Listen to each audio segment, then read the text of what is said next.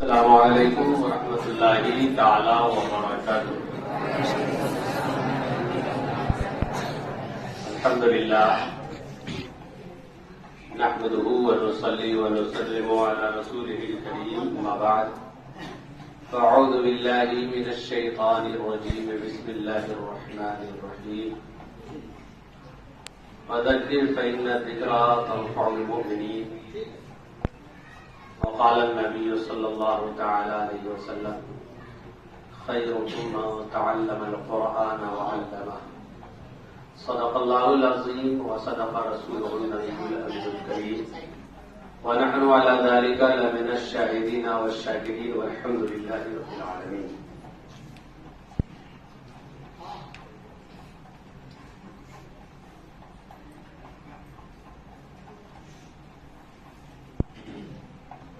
عزیز بچوں،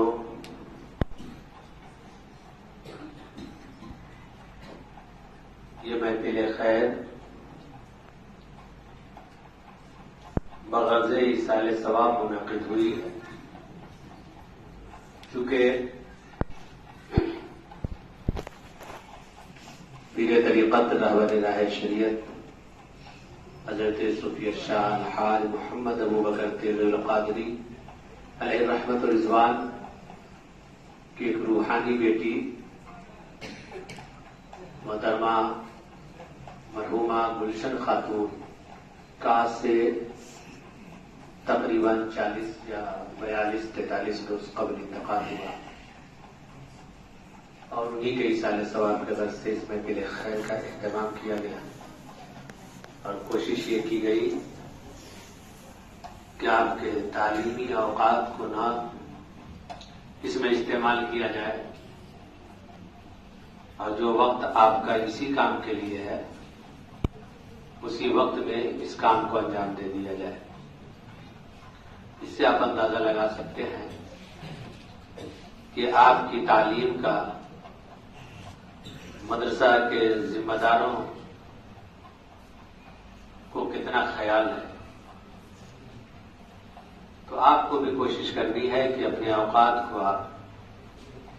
زیادہ سے زیادہ حصول علم میں ہی صرف کریں، اور یہاں آئے ہیں تو اس کا مقصد، بلکہ کسی بھی مدرسہ میں پڑھیے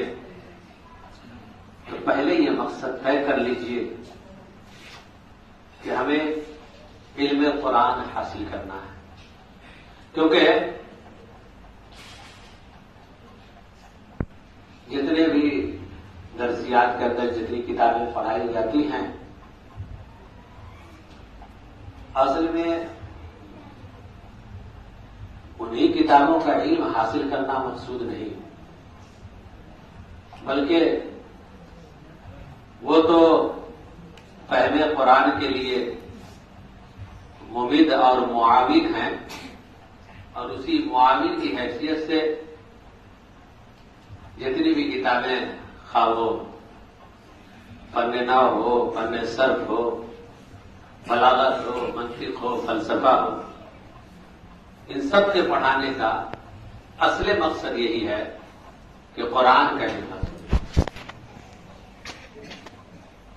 اور جس انسان کو قرآن کا علم ہو جائے تو اس سے بہتر انسان دوسروں کے مقابلے میں، اس سے بہتر انسان کوئی دوسرا نہیں ہو سکتا ہے۔ یہ الگ بات ہے کہ بہتری کا معیار اوروں نے اپنی اپنی سمجھ، اپنی اپنی عقل کے لحاظ سے متعین و مقرر کیا ہے، لیکن میرے نبی صلی اللہ تعالی علیہ وسلم نے جو 1450 سال فرما دیا، 1450 سال پہلے جو فرما دیا، تو وہی حق ہے، اور قیامت تک بہتر کو اگر تلاشنا ہے اور واقعی بہتر ملے گا تو وہ وہی ملے گا جس کی بہتری کا معیار حضور نے مقرر کر دیا ہے، اور حضور صلی اللہ تعالی علیہ وسلم نے فرمایا خیرکم من تعلم القرآن وعلمہ، تم میں سے بہتر وہ ہے جو قرآن کا علم لے اور دوسروں کو اس کا علم دے، یعنی خود قرآن سیکھے اور دوسروں کو سکھائے۔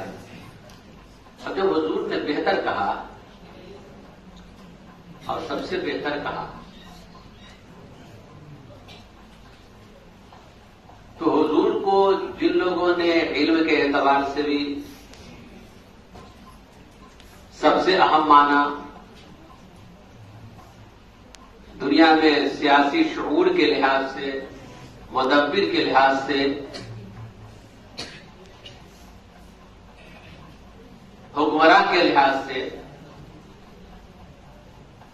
جن لوگوں نے مانا ہے ان کو بھی یہ ماننا پڑے گا کہ سب سے بہتر وہی ہوگا جس کو مصطفیٰ نے کہا۔ اور ہم تو مومن ہیں، ہم تو ایمان والے ہیں، تو ہمارے لیے تو یہ ایمان کا حصہ ہوگا کہ ہم اس بات پر ایمان رکھیں کہ دنیا کبھی کوئی اور معیار بنا کر کے جو چاہے کہے، لیکن ہمارے لیے بہتری کا وہی راستہ ہے جو حضور نے فرمایا کہ اگر بہتر بننا ہے، سب سے اچھا بہتر اور سب سے اچھا بننا ہے تو ہمیں قرآن کا علم حاصل کرنا ہے، اور قرآن کا علم حاصل ہوگا تو ہم یقینی طور پر بہتر ہوں گے۔ اور جب حضور نے مطلق فرمایا کہ تم میں بہتر ہے تو وہ ہر لحاظ سے بہتر ہوگا۔ ہر لحاظ سے بہتر کا مطلب کیا ہوا؟ ہر لحاظ سے بہتر کا مطلب یہ ہے کہ دین کے اعتبار سے بھی یہی بہتر ہوگا۔ جس کے پاس قرآن کا علم ہے اور ایک مومن ہے لیکن قرآن کا علم نہیں ہے تو ان میں بہتر وہ ہوگا جس کو قرآن کا علم ہے۔ اور دنیاوی اعتبار سے بھی یہی بہتر ہوگا، کیونکہ دنیا میں آج بھی بہتر اس کو مانا جاتا ہے جو مخلوق خدا کے لیے سب سے زیادہ مفید ہو، اور جس کے پاس قرآن کا علم ہوگا وہ دینی اعتبار سے بھی دین کے لیے بھی مفید ہوگا اور مخلوق خدا کے لیے بھی مفید ہوگا۔ اور اگر ایسا نہ ہو سکے، مثلا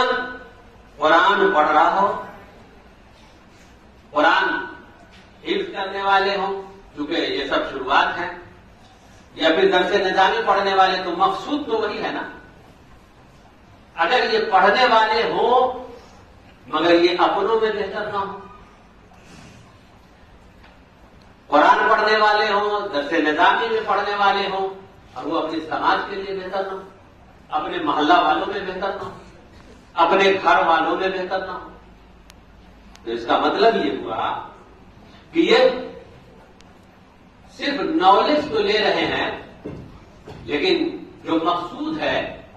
کہ قرآن کا علم، یا تو انہوں نے اپنا مقصد متعین نہیں کیا، یا پھر یہ کہ وہ اس علم کے نور سے محروم ہے۔ اسی لیے بہت زیادہ ضروری ہے کہ مدرسے میں اگر تعلیم پر 50% توجہ دی جاتی ہے تو تربیت پر 100% توجہ ہونی چاہیے، ورنہ محض علم ہو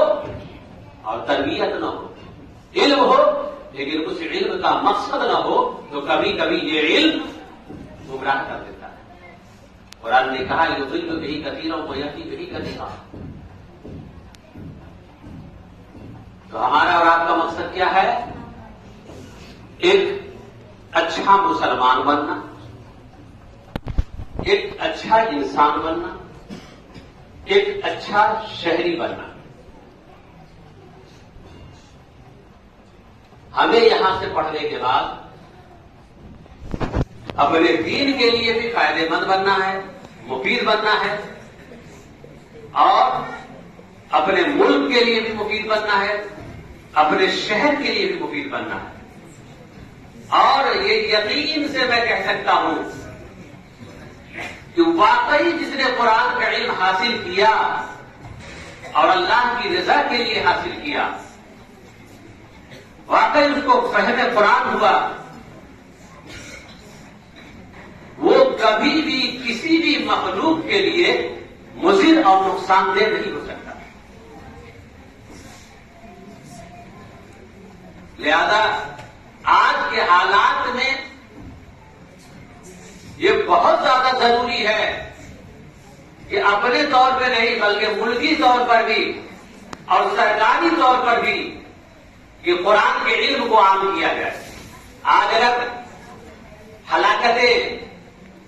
اور افراتفری کا جو ماحول ہے اس کی ایک وجہ یہ بھی ہے کہ قرآن کے علم سے لوگ ناآشنا. تو جو کوشش کر رہے ہیں ان کو تو مزید کوشش کرنی چاہیے اور دوسروں کو بھی جو چاہتے ہیں کہ امن چین سکون ہو, اگر واقعی امن چین سکون کے خواہاں ہیں اور جو زبان سے دعویٰ ہے اس میں تھوڑی بہت بھی سچائی ہے, تو جہاں قرآن کا علم عام ہوتا ہو ان جگہوں پر ان کی نگاہیں گندی نہیں ہو سکتی. ان جگہوں کے لیے ان کے دل میں کجی نہیں ہو سکتی. اور اگر ایسی جگہوں کے لیے دل میں کجی ہو تو میں نہیں سمجھتا کہ پھر ایسے لوگ ملک میں یا دنیا کے اندر چین و سکون چاہتے ہیں. آج سے 2-3 روز قبل یہ بیلگام میں کشمیر کا ایک علاقہ ہے, وہاں بے قصور لوگوں کو جو سیاحی کے لیے گئے ہوئے تھے 4-5 آتنکیوں نے مل کر 28 لوگوں کو تقریباً مار دیا, جس میں 3 یا 2 مسلمان بھی تھے. اور یہ مارنے والے پھر کہلائے اور ان کی حرکتیں جو آ رہی ہیں سچائی کیا ہے اللہ بہتر جانتا ہے. یہ باضابطہ نام پوچھ کر کے تو کسی سے کلمہ سن کر کے اور پھر ان کو مارا گیا. تو کیا ایسا کرنے والا مسلمان ہو سکتا ہے؟ ہرگز نہیں. ایسی حرکت کی اجازت شریعت میں کہیں سے کسی طریقے سے ہو ہی نہیں سکتی ہے. جو قرآن تعلیم تو یہ دیتا ہو من قتل نفسا بغیر نفس او فساد فی الارض فکانما قتل الناس جميعا, کہ جس نے کسی ایک بے قصور کو بغیر جرم کے قتل کر دیا گویا کہ اس نے سارے لوگوں کو قتل کر دیا. یعنی ایک بے گناہ بے قصور کو قتل کرنا سارے لوگوں کو قتل کرنے کا گناہ. تو یہاں تو شریعت یہ کہتی ہے, قرآن یہ کہتا ہے. تو ایک مسلمان کبھی ایسا کر ہی نہیں سکتا. یہ الگ بات ہے کہ عام طور پہ ایسا کرنے والے یہ اپنے آپ کو مسلمان ظاہر کرتے ہیں اور مسلمان ظاہر کرنے کا مقصد ان کا وہ یہی ہوتا ہے تاکہ مسلمانوں کو پوری دنیا میں بدنام کیا جائے. ان میں سے کوئی بھی حقیقت میں ایمان والا نہیں ہے. اور تعریف کرنے کے قابل ہیں کشمیر کے لوگ. یہ سارے کے سارے لوگوں نے اس کے خلاف آوازیں اٹھائی, احتجاج کیا, اور جو ہندوستان کے 28 لوگ گئے ان سے اظہار ہمدردی کی.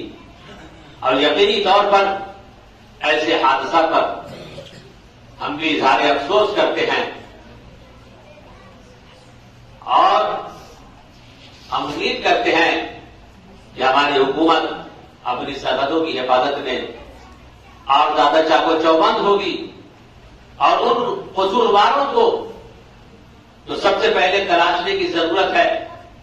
کہ یہ لوگ تھے کہاں کے, آئے تھے کن کے اشارے پر, ان کا مقصد کیا تھا,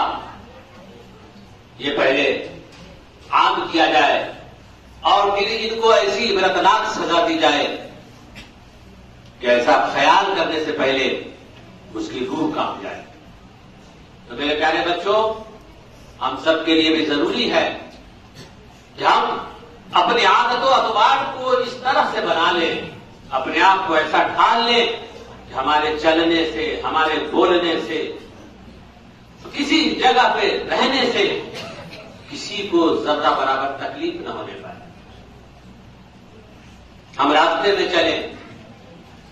تو اس انداز میں چلیں کہ نگاہیں ہماری نیچی ہوں. اگر کسی سے گفتگو کرنے کی ضرورت پڑے, ہم سے بڑے ہیں تو ان کا ادب سے نام